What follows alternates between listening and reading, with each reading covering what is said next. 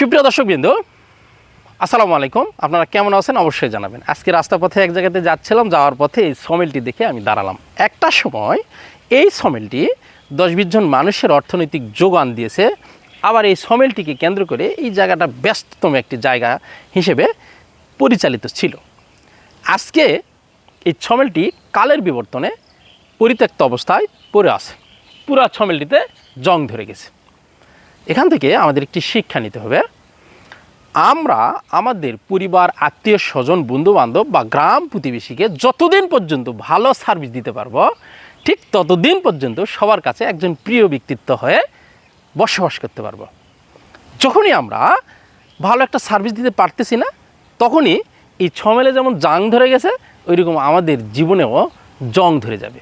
তাই আমি বলবো, আমাদের জীবনকে এমনভাবে পরিচালিত করতে হবে, মৃত্যু পর্যন্ত যেন আমাদের গুরুত্ব সমাজ, পরিবার, আত্মীয় স্বজন সবার কাছে অপরিসীম হিসেবে থেকে যায়। অবশ্যই আমার কথাটি আপনারা বুঝতে পেরেছেন।